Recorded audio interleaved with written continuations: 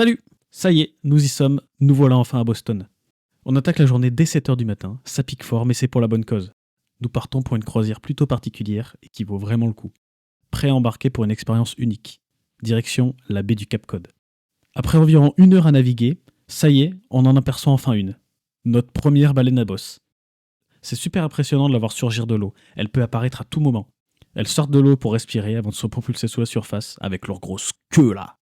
Cette balade sur le domaine des baleines était vraiment captivante. Mais ouah, qu'est-ce qu'on a eu froid! Même après avoir quitté le bateau, on s'est précipité à l'hôtel pour se réchauffer, alors qu'il faisait 25 degrés dehors.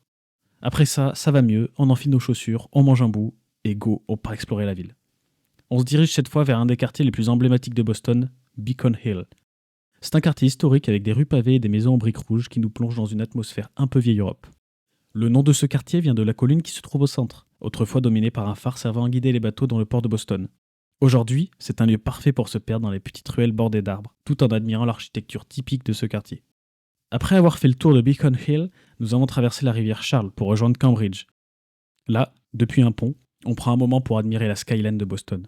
C'est un mélange parfait de modernité et d'histoire. L'ambiance est incroyable et on se sent vraiment plongé dans l'esprit de la ville.